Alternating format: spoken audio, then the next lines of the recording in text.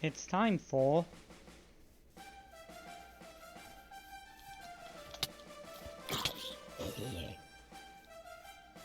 World of the Night with Zapagalis.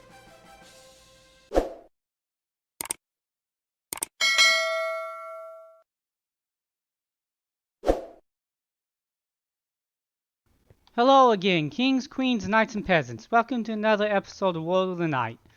I'm sorry for the extended delay, but unfortunately I caught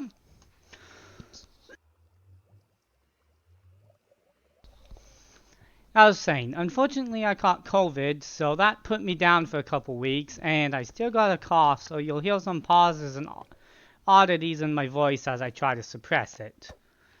And then after that was all done, I tried to do some recording and found out my video settings had been updated somewhere and it screwed everything up, so I had to throw away a lot of video and do a extra scene, which you'll see later in the show. But hopefully I got everything fixed now. I am healthy and we are ready to go. So today we are going to finish up the gold farm by adding a item sorting system and elevator, and also we are going to finish our decorations. Alright guys, so I got a genius idea on what to do with these guys. So let's get to work. First thing I want to do is kill them. To do that, we are going to carefully release them.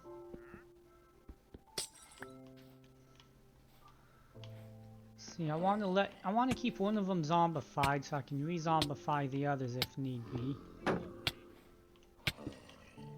Which, they made it particularly easy, didn't they? Ooh, I forgot I don't have ladders in here anymore. That kind of complicated that plan, didn't it? Give me some building blocks. Okay, so we are gonna come over here.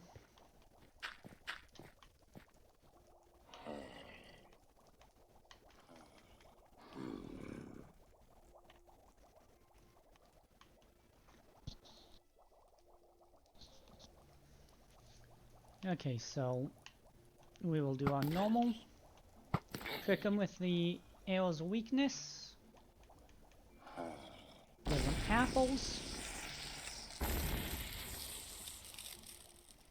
Then I don't really want to just stick around down here doing nothing while I wait for them, so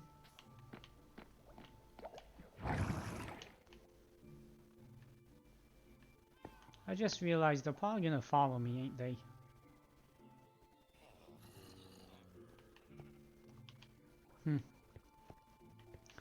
I just got lucky.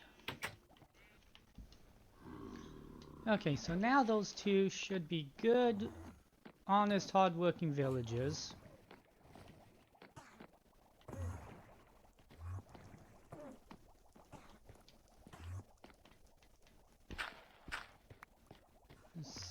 Wherever they went.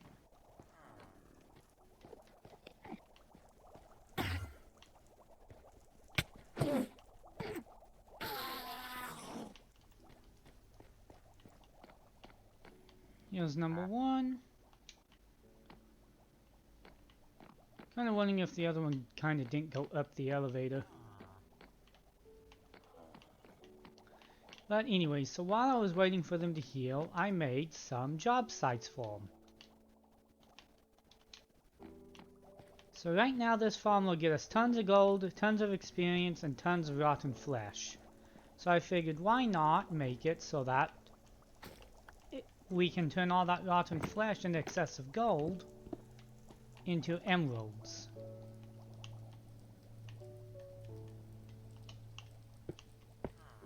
So to do that, I'm going to make some villager chambers, kind of like we have upstairs.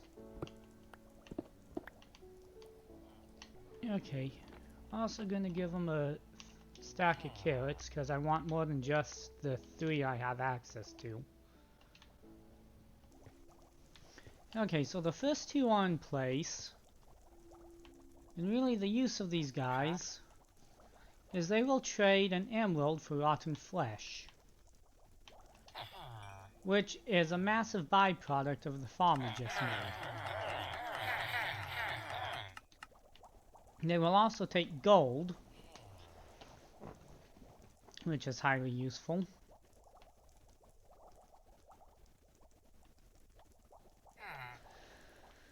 So yeah, basically I can turn these guys into a limitless supply of emeralds now.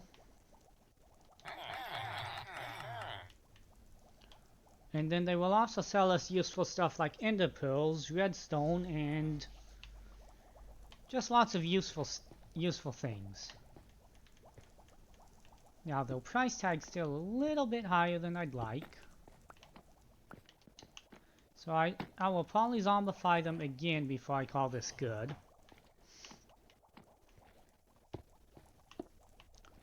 But for now, what I need is more beds and more golden apples. So, I figure I'll put probably 6 clerics in this farm. Yeah, I doubt that'll even be enough for the amount of supplies this produces, but I think I'll do 6 clerics, and then I'll also do a blacksmith, 2 weaponsmiths, and a armorsmiths. I was at 2 armorsmiths, and yeah, you get the idea. So yeah, I'll be back when I get some supplies and stuff. Alright, you guys ready for some fun? I got no idea where in the world the mobs are coming from, but apparently I got a creeper and a zombie down here, and guess what? It was full of villagers.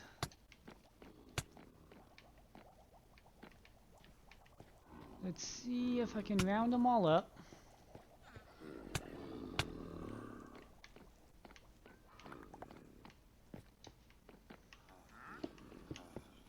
Maybe I should focus on the cage first, huh?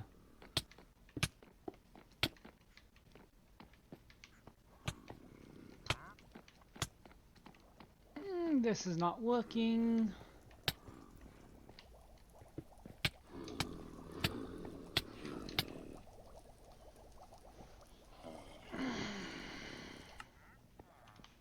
Okay, let's try this again. Now that not only are there a bunch of zombies down there, but they're all armed. And what in the world's that wandering trader doing standing up there?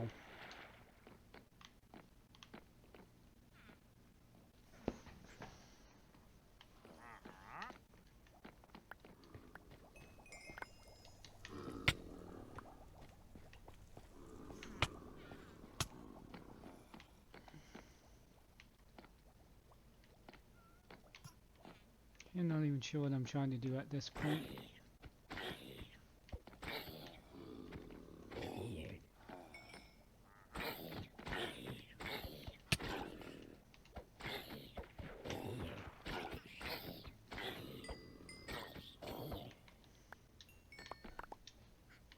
Want to kill as few of these guys as possible.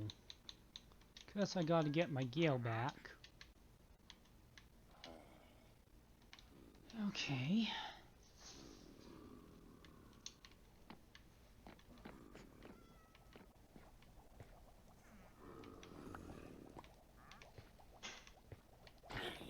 You got my shoes.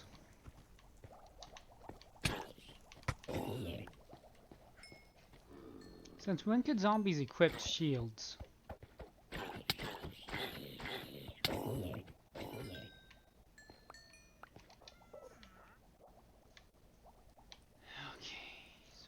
Shoes and my shield. And honestly, I don't think there's any left. Oops, spoke too soon.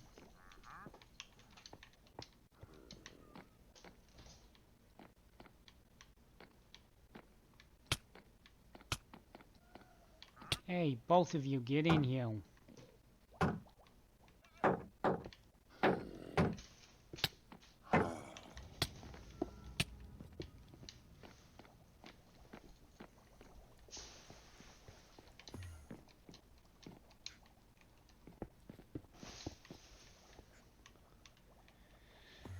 Okay, at least there's 2 left.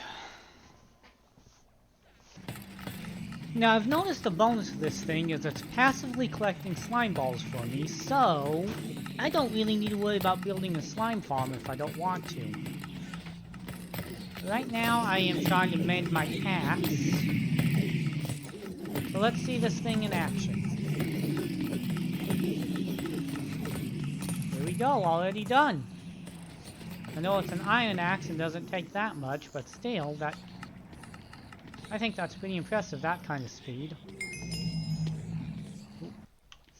Okay, so all that's left now is to make a sorter to filter out all of the gold items, the gold swords from the items we actually need. Welcome to Monster Hunter with Zappagal.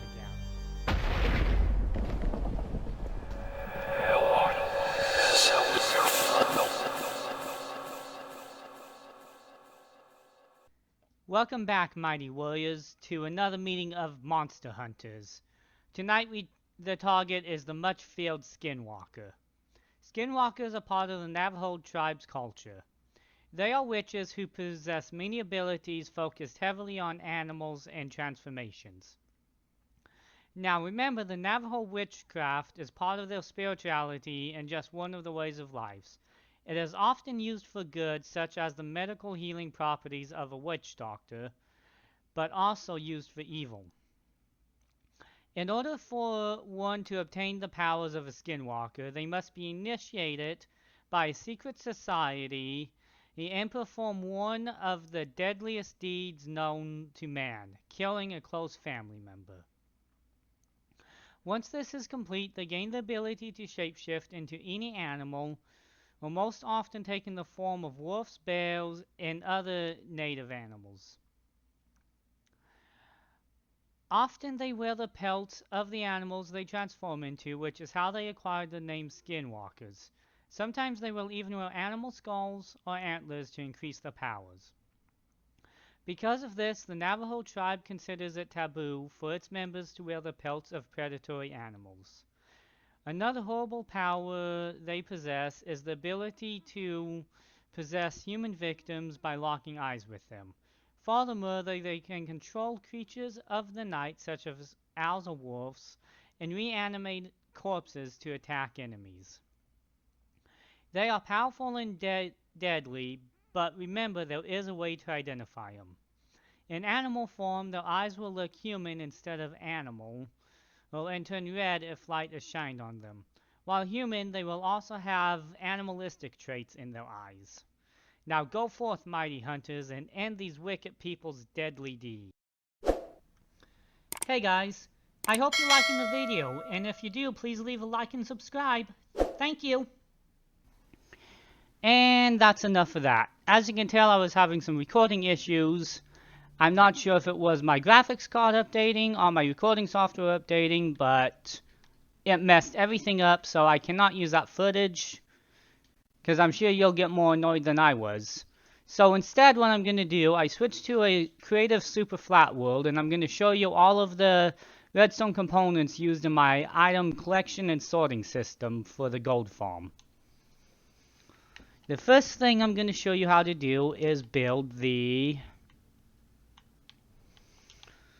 Trident Killer, because I know that never quite made it into the video because I was having so many issues with it.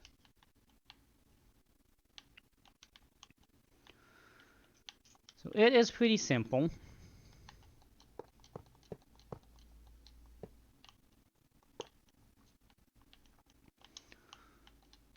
Basically, it's the... Let me see here. So first thing I had is a floor of hoppers.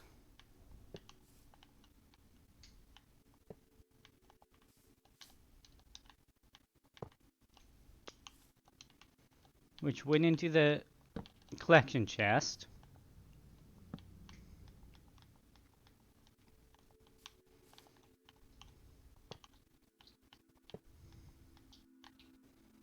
Quit doing that. Okay.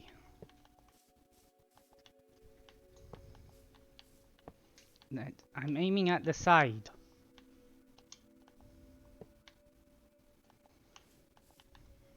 I hate trying to place blocks next to chests and hoppers. Always a pain. Okay, so with the hopper floor to collect all the items that get dropped, we put pistons facing in a circular manner.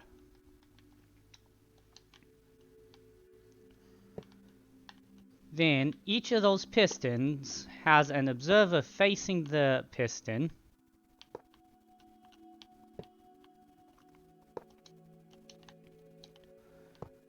And then a block facing each observer. Then simply put a lever here. And that is when it's in the off position, and when you turn it on, those pistons will cycle the tridents around endlessly. Now then, if you want to offset the on-off switch like I did in the farm, what you can do is just place a piece of redstone there instead of a block. And move your lever wherever you want it. So that is the Trident Killer. Very, very simple redstone.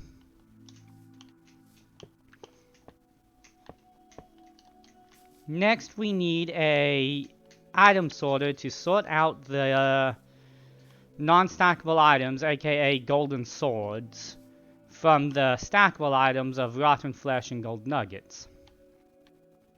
To do that, what we did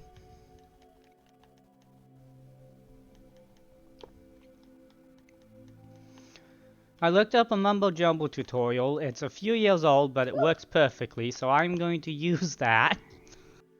So I'm going to use his tutorial. I did some modifications to make it a lot smaller, but I'll leave a link in the description so you can see how he did it. But it's basically you have your output chest here.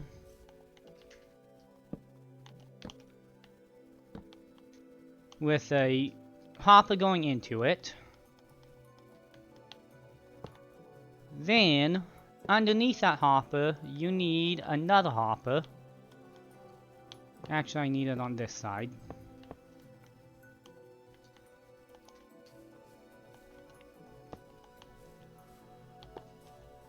And then either a collection chest. Oops, sorry, forgot something. Then you can put a collection chest on that hopper, or if you just want to destroy the items, you can put a dispenser. Do not use... Ooh, we don't want a dispenser. Dispenser bad. No, what you want to use is a dropper. Do not use a dispenser or... Well, depending what gets sent through, it could cause problems.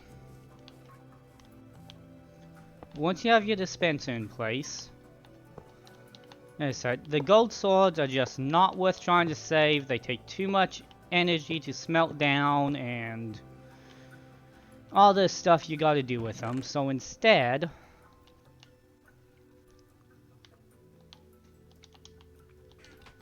I'm just gonna use the dispenser to shoot them straight into the lava.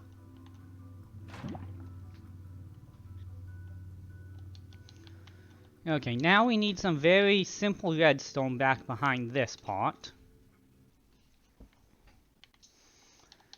Okay, so now we need some very simple redstone behind this. So we'll start by putting a block there. 2 blocks there. This needs to be knocked out.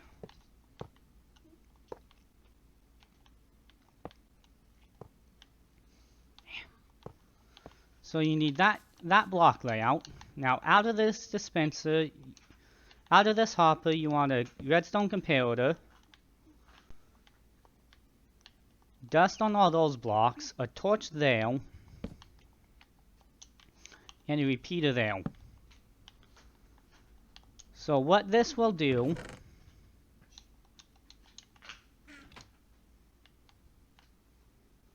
we'll just get a stack of torches to demonstrate. Okay, so basically when a stackable item goes through here, they provide a very weak redstone signal. That redstone signal will turn this on, but it cannot turn this torch off. So that torch will power this redstone, which powers this repeater, which locks this hopper so nothing can go through. So all those stackable items go through this hopper into the chest as normal. However, if you get a non-stackable item, it sends out a full-powered redstone signal. That full-powered redstone signal, if you watch, turns off that torch over there, which will turn on this hopper so that it will suck up the item from this hopper, and instead of going to that chest, it goes into our dropper. So that will sort out all of the golden swords so that they don't end up in the main storage chests. Okay, so now the next thing we gotta do is make this actually dispense the items into the lava so it don't just get full and everything backs up. To do that, we will put a redstone comparator going out.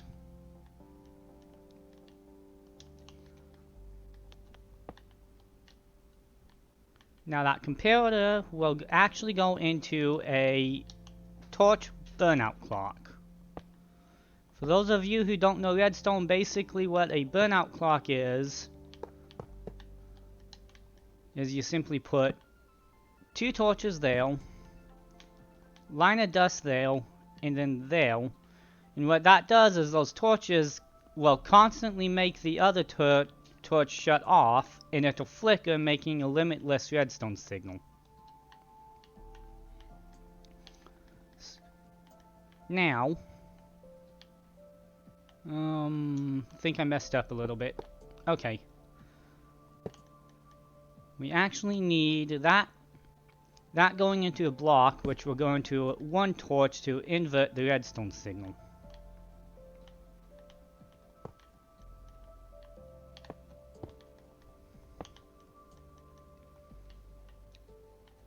Okay. Sorry about that little mix-up.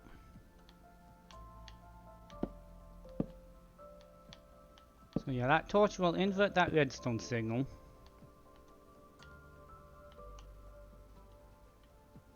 Which will shut the burnout clock off. Now we remove the torch, the burnout clock turns on, which is what we want. Next, we need to run redstone into this block under here.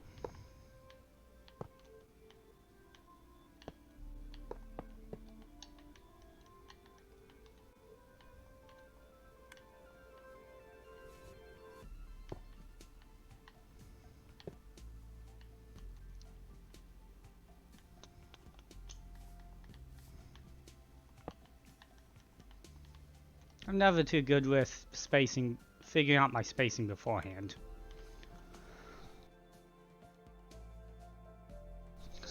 Okay, so now what's going to happen, I'm going to need a lot of swords to show this.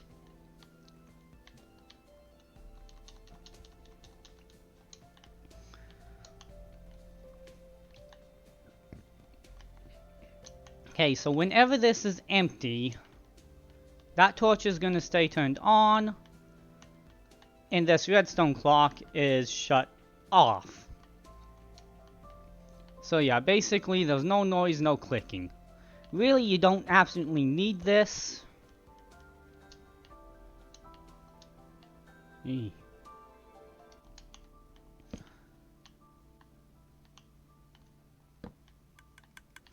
You don't absolutely need this part, but you're always going to be hearing that clicking noise without it, so I just recommend to use it to save sanity.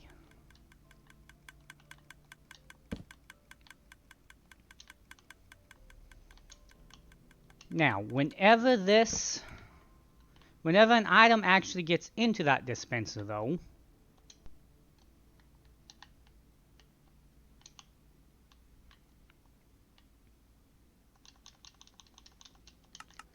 it sends a signal into that, which turns this torch off, which turns this on, which causes it to click and dispense the items in the dropper.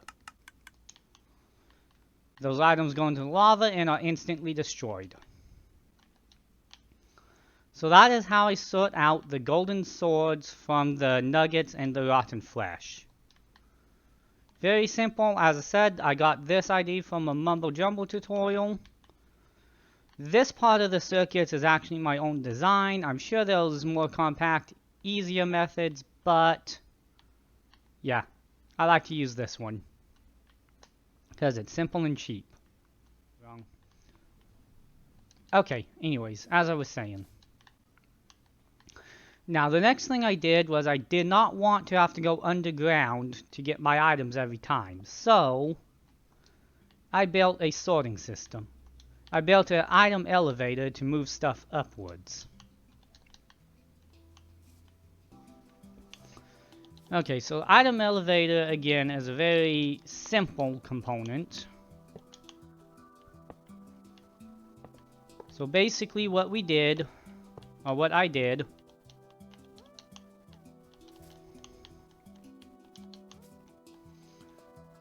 was take my items out of the... Any stackable items, as you know, went into that other hopper. Why in the world is it doing that? Anyways, any stackable items, I used a little hopper line, and of course I put those all in the wrong spot, huh?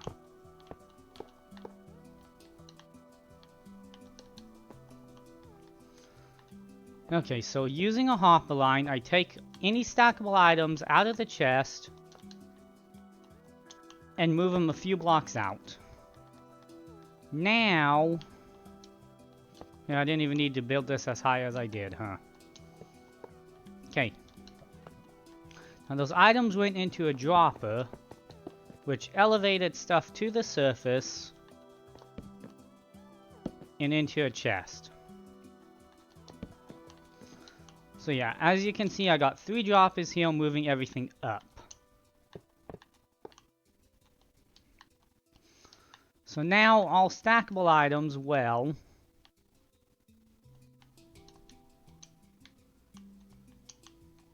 be moved all the way into here. And basically be stuck at this point. So now we need the redstone.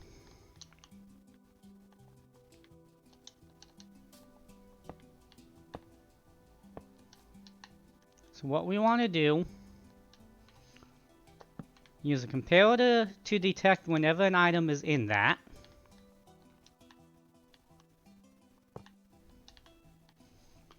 And once again, I'm going to send it into a torch burnout clock.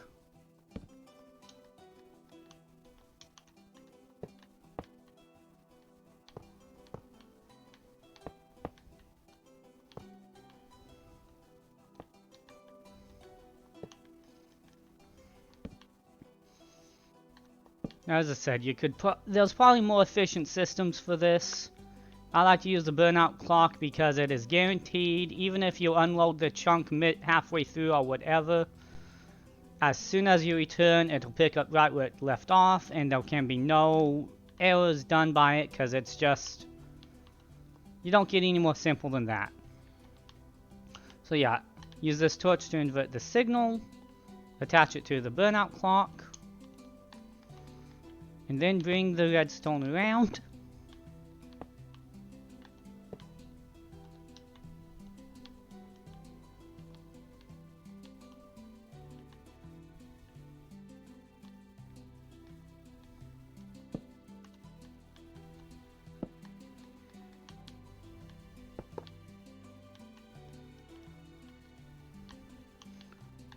and into a torch here. Now the cheapest way to do this is to pretty much use a torch tower. There's other ways to do this. I like the torch tower routine because it basically cheap, simple, and space efficient. Okay, with that, whenever we put an item, a stackable item in here, let's see here, stackables.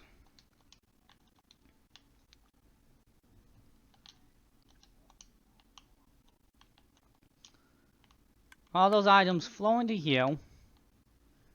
That gets turned off. And then those torches will power each of these dispensers and move the items up into this chest.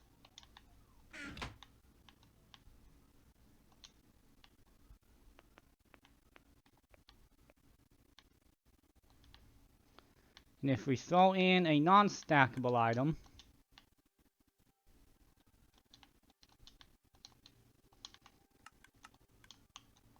again, it gets instantly destroyed and never ends up over here.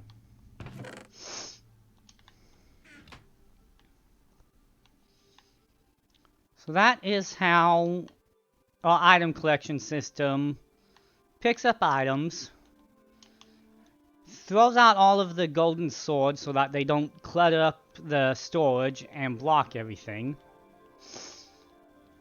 and moves all of the items up into this chest. All of the rotten flesh and gold would end up in this chest for usage. And that is pretty much all of the redstone used in the item sorting system. Gold farms collection system. Alright, so now that we have a gold farm finished, it is time to show it off. So, we enter the gold farm by going down a drop shaft, where we enter a miniature nether fort we built. Looks like I missed a fence. First thing we see is our nether farm, and we also see our friend here, Mr. Funnybone. So, when we look around, not sure why I got a sign there. Anyways, we come on out here. Over here we have our warped forest section. I know I used to have a tree here, but I just felt it blocked off too much of the view. So here's our crimson forest section, not warped, sorry. And then we come over here, we've got a warped forest section. And we have our villages here. We have six clerics who will buy rotten flesh, one flesh for 1 emerald. So we have a limitless supply of emeralds, so easy to get. Then we have our toolsmiths to sell us our hoe and shovel. Our armorer to sell us pants and shirt. Another armorer over here to sell us boots and a helmet. Weaponsmiths to sell us our sword and axe. And I just realized we have no source for pickaxes, so I'm gonna have to deal with that later, but that's no biggie. And then again, more of our clerics. Then over here, we have our chests. This is the only chest hooked up into the item sorting system. The rest of them are just for storage that I have to manually fill. And we can flip our system on and turn on the killer. Then we can step back and watch the show. As this starts working, more and more piglins will begin to fly up. And I think this view makes the item elevator also worth it. I could watch this for minutes. It ain't so good I could watch it for hours, but I still think it's pretty good. Yep. Turn this off to stop the spawning. As you can see, our chest over here is filling up with more rotten flesh, gold ingots, and gold nuggets. And all the swords are being destroyed behind the scenes. And now we are getting ourselves a limitless supply of experience as well.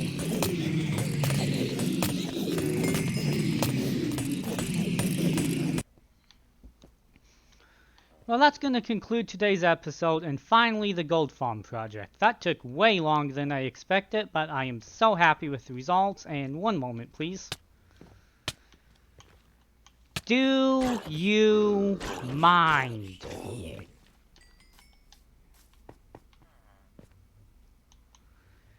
So rude, huh? Anyways, as I was saying, I'm very happy with the results of the gold farm. And very grateful to finally be done with it, honestly. So yeah, so I believe the next episode I am going to fight the Wither and collect some beacons. So definitely tune in for that one. So anyways, I was talking to all the new gold nuggets we've obtained, and I had to ask them, hey, what's your favorite type of music? And they respond, oh, we just love to listen to heavy metal. Thank you all for watching, and keep on rocking Knights of the Bedrock.